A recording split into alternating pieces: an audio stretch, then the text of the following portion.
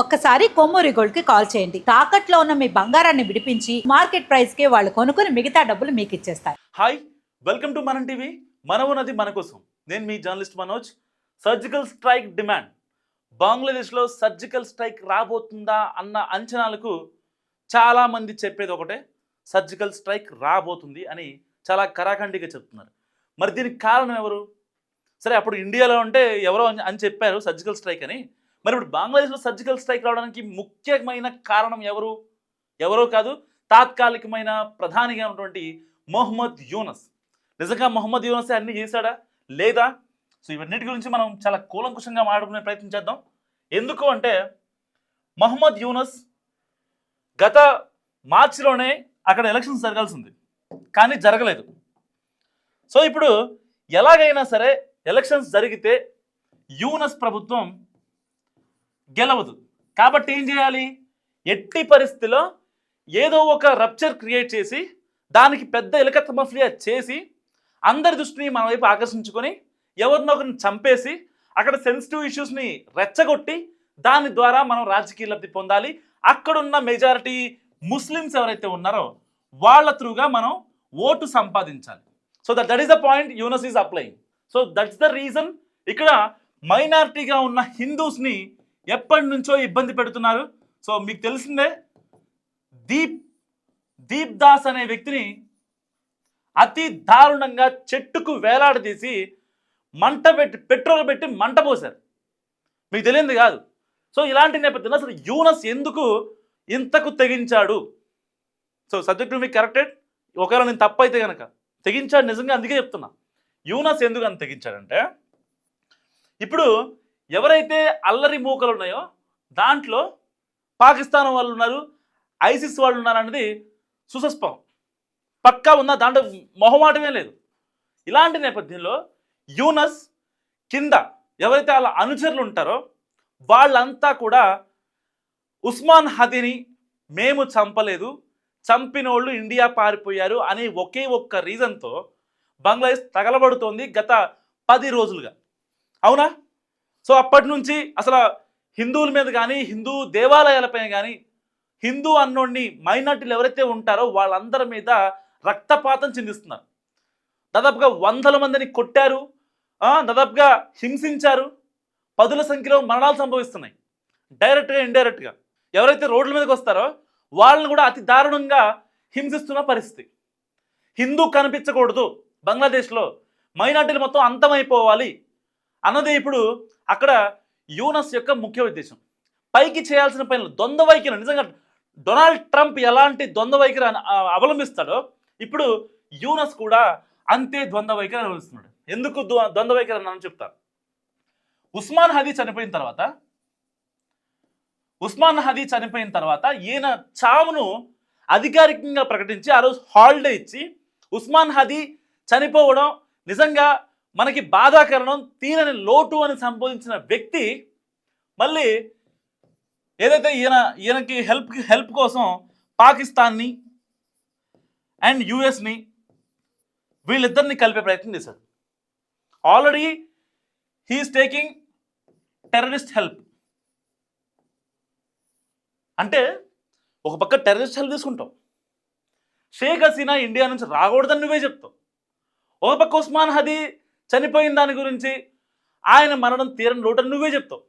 లేదు, పాకిస్తాన్ నుంచి ఇటు యుఎస్ నుంచి సపోర్ట్ కోసం నువ్వే ప్రాధేయపడతావు, వాళ్ళని బతిలాడతావు. ఇన్ని చేసేది దేనికోసం? ఎట్టి పరిస్థితుల్లో నెక్స్ట్ ఎలక్షన్స్ జరిగితే బంగ్లాదేశ్లో కనుక నెక్స్ట్ ఎలక్షన్స్ జరిగితే, ఎందుకంటే వాటిని పోస్ట్పోన్ చేయడం కోసం ఈ యూనస్ చాలా ప్రయత్నిస్తున్నాడు. యూనస్ నిజంగా విశ్వ ప్రయత్నాలు. అందుకే ఉస్మాన్ హదీ చనిపోయాడు. ఉస్మాన్ హదీ ఏదైతే ఆయన పార్టీ ఉందో, సో ఆ మంచ్ అనే ఒక పార్టీని, ఉద్యమ పార్టీ మీది ఎలాంటి రాజకీయ పార్టీ మేము చేయకూడదని చెప్పి స్ట్రిక్ట్ ఆదేశాలు ఇచ్చినటువంటి ఈ యూనస్ ఎక్కడ వాళ్ళు మళ్ళీ బలపడతారనే భయంతో ఆయనకి ఆ అధికారం ఇవ్వలేదు. సో ఉస్మాన్ హదీకి, ఆయన ఉద్యమ పార్టీకి ఎలాంటి అధికారం ఇవ్వలేదు. ఒకవేళ ఉస్మాన్ హదీ కనుక అక్కడ పాపులేషన్కి అలవాటు పడితే, ఒకవేళ సేమ్ షేక్ హసీనాని బయటికి పంపించడంలో ఉస్మాన్ హదీ ఎలా సక్సెస్ అయ్యాడో దాని గురించి కనుక ఒకవేళ మాట్లాడితే హదీ ఇక్కడ ప్లస్ అయిపోతాడు. అక్కడున్న పాపులేషన్ మొత్తం ముస్లిమ్సే కదా, ఆయన సపోర్ట్ చేస్తారు, విద్యార్థి నాయకుడిగా సపోర్ట్ చేస్తారు ఆయన్ని. సో దానికోసం ఏం జరిగింది, బంగ్లాదేశ్లో ఇంకొక పార్టీ రాకూడదు, ఆల్రెడీ బంగ్లాదేశ్లో నేషనలిస్ట్ పార్టీ ఒకటి ఉంది, అది యాక్టివ్గా ఉంది. ఈ యొక్క షేక్ హసీనా పార్టీ అయితే ఉందో ఇంకా దాని నుంచి పోటీ చేయడానికి లేదు. అండ్ ఫర్దర్గా ప్రజలు యాక్సెప్ట్ చేసే మోడ్లో అసలు లేరు. ఇప్పుడు కాస్తో కోస్తో అక్కడ ఉన్న జెన్జీ కిడ్స్ కావచ్చు, విద్యార్థులు కావచ్చు, లేకపోతే ముస్లిమ్స్ కావచ్చు, ఎవరైనా సరే బంగ్లాదేశ్ నేషనలిస్ట్ పార్టీని మాత్రమే కోరుకుంటున్నారు.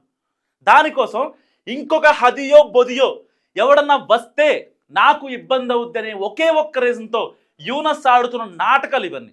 ఇప్పటికే చాలామంది మంత్రులు మాట్లాడుతారు బంగ్లాదేశ్ సంబంధించి, ఏమని, లేదు బంగ్లాదేశ్ పరిస్థితి చాలా దారుణంగా ఉంది, మనం ఇప్పటికైనా కళ్ళు తెరవాలి, భారతదేశం లాంటి మనకి సపోర్ట్ చేసిన కంట్రీతో ఎలాంటి భేషజాలు వద్దు, ఎలాంటి విభేదాలు వద్దు అని చాలా కరాఖండిగా చెప్తున్నారు.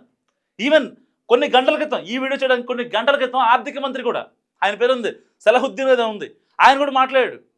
ఏదైతే 5,000 మెట్రిక్ టన్నుల బియ్యాన్ని భారతదేశం నుంచి మేము ఇంపోర్ట్ చేసుకుంటాం అని మాట్లాడారు ఆయన. సో రాజకీయ పరిస్థితులు ఎలా ఉన్నా సరే భారతదేశం మాకు మిత్ర దేశమే, షేక్ హసీనా వాళ్ళ దగ్గర ఉంది కాబట్టి మేము వెళ్ళి వాళ్ళతో డైరెక్ట్గా మేము యుద్ధం చేయమని చెప్పి నిజంగా కొంతమంది మంత్రులు తెలుసుకుంటారు. కానీ యూనస్ మాత్రం కప్పట నాటకం ఆడుతున్నాడు, డౌటే లేదు దాంట్లో. యూనస్ అనేవాడు నాటకం ఆడుతున్నాడు, తేట తెల్లం అవుతుంది. ఇన్ని రోజులు బట్టి ఇన్ని అల్లర్లు చేసినా, ఆ దీపదాస్ని చంపేసిన అంత క్రూరంగా ప్రపంచ దేశాలు మొత్తం ఖండించాయి. ఈవెన్ అమెరికా, ఐక్యరాజ్య సమితి యుఎన్ఓ అధ్యక్షుడు గుటెరస్, ఈవెన్ అమెరికా కూడా స్పందించింది. మైనార్టీల్ని ఎందుకంత ఇబ్బంది పెట్టాలి అని చెప్పి ఇంతమంది మాట్లాడుతున్నా ఈ యూనస్ మాత్రం నెక్స్ట్ లెవెల్, అసలు అంటే నిమ్మక నీరెత్తిన ప్రభుత్వం అన్నమాట ఒక రకంగా చెప్పాలంటే. సో అలాంటి వ్యక్తి వల్ల ఇప్పుడు బంగ్లాదేశ్లో సర్జికల్ స్ట్రైక్ రాబోతుంది. ఈయనకి ఇప్పుడు ఎవరైతే ప్లస్ ఉంటారో మైనస్ ఉంటారో, లైక్ మైనస్ అనేవాడు ఉస్మాన్ హదీ చనిపోయాడు, ప్లస్ షేక్ హసీనా ఇండియాలో శరణార్థిగా ఉంది ఈ యూనస్కి.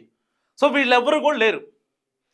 ఇంకొక 4 నెలలైనా, ఇంకొక 5 నెలలైనా, సంవత్సరం అయినా సరే వాళ్ళు చేయాల్సింది చేస్తారు, ఎన్నికల్లో ఎలాగైనా గెలవాలి, అదొక్కటి రీజన్. దానికి హిందువుల్ని చంపడానికి దానికి దీనికి సంబంధం ఏంటి? ఉస్మాన్ హదీని చంపింది ఎవరు? వాళ్ళ తమ్ముడు చెప్పాడు. ఉస్మాన్ హదీ వాళ్ళ తమ్ముడు హైదర్ హదీ, హైదర్ హదీ నేమ్ గుర్తుపెట్టుకోండి, గూగుల్ లేని కావాలంటే. హైదర్ హదీ చెప్పాడు, ఏం చెప్పాడు తెలుసా, మా అన్నను చంపింది, మా బ్రదర్ని చంపింది యూనస్ వర్గీయులే అని కుండ బద్దలు కొట్టాడు. దీనికి ఎవరు సమాధానం చెప్తారు? ఉస్మాన్ హదీ చెప్తున్నాడు కదా, దీనికి ఎవరు సమాధానం చెప్తారు? ఎవరు సమాధానం చెప్తారు దీనికి? ఉస్మాన్ హదీ వాళ్ళ తమ్ముడే డైరెక్ట్గా చెప్తున్నాడు యూనస్ చంపించాడని చెప్పి. ఇంకెవరు చెప్పాలి ఆన్సర్స్ దీనికి? యూనస్ ఒక కల్ప్రిట్ అని, ఒక బ్లాక్ షీప్ అని ఇంకెంతమంది చెప్పాలి? అక్కడున్న ఎవరైతే సోకాల్డ్ ముస్లిం కాల్డ్ టెర్రరిస్టులు ఎవరైతే ఉన్నారో వాళ్ళు చెప్పరు, వాళ్ళు సమాధానం చెప్పరు. వాళ్ళు అల్లర్లు చేయడానికి మాత్రమే ఉంటారు. బంగ్లాదేశ్ని తగలబెట్టేసేయాలి దాని వరకే ఉంటారు. బంగ్లాదేశ్ సరిగ్గుందా? జీడిపి కరెక్ట్గా ఉందా? యూత్కి జాబ్స్ ఉన్నాయా? పోనీ వాళ్ళకి ఏమన్నా మానవ వనరులు ఏమన్నా ఎక్కువ ఉన్నాయా? భూగర్భ జలాలు మొత్తం కలుస్తాం, హెల్త్లు సరిగ్గా ఉండు, వాళ్ళకి ఇన్ఫ్లేషను, అడుక్కు తింటున్నారు అక్కడ లిటరల్ చెప్పాలంటే. వీళ్ళ మనం భారతదేశం గురించి మాట్లాడేది, అక్కడ ఉన్న ముస్లింలా? సరే మెజారిటీ వాళ్ళు ముస్లిమ్స్ ఉన్నారు, మైనార్టీలు హిందువులు ఉన్నారు. దాస్ని చంపేశారు, దానికి ప్రతీకారం హిందువులు తీర్చుకుంటారు, దాంట్లో ఏమాత్రం మొహమాటం లేదు. కానీ బంగ్లాదేశ్ తీసుకునే చర్యలు మాత్రం నిజంగా వాళ్ళు తీసుకునే చర్యల్ని మన భారతదేశం ఇప్పటికీ కూడా చాలా సంయమనంతో పాటిస్తుంది. వై? బికాజ్ అనవసరంగా వాళ్ళకి మనం హెల్ప్ చేసాం, హెల్ప్ చేసిన చేత్తోనే వాళ్ళని ఇచ్చడం కరెక్ట్ కాదు అని ఒకే ఒక్క రీజన్తో ఇప్పటికీ వెయిట్ చేస్తుంది. ఢిల్లీలోని బంగ్లాదేశ్ హైకమిషనర్కి ఆదేశాలు కూడా వెళ్ళాయి, పొర్రపాటును కనుక భారతదేశానికి సంబంధించి ఏ ఒక్క మైనస్ జరిగినా సరే మిమ్మల్ని మాత్రం వదిలిపెట్టమని చెప్పి చాలా కరాఖండిగా చెప్పారు. బంగ్లాదేశ్ హైకమిషనర్ కూడా ఆదేశాలు వెళ్ళాయి. బంగ్లాదేశ్ సంబంధించిన త్రివిధ దళాలు ఎవరైతే ఉన్నారో అధిపతి, ఆయన కూడా ఫోన్ చెప్పారు మన ద్వివేది. సో ఏ మాత్రం తోక జాడించినా బంగ్లాదేశ్ అవుట్ అయిపోద్ది. గతంలో ఆల్రెడీ తోక జాడించింది. చిన్న ఎగ్జాంపుల్ చెప్తా.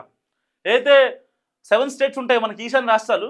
ఆ రాష్ట్రాలకు సంబంధించి ఆ 7 రాష్ట్రాలని సిక్కిం, మిజోరాం, అరుణాచల్ ప్రదేశ్, అస్సాం, త్రిపుర, ఈ రాష్ట్రాలని వాళ్ళు స్వాధీనం చేసుకోవాలని చాలా ట్రై చేశారు.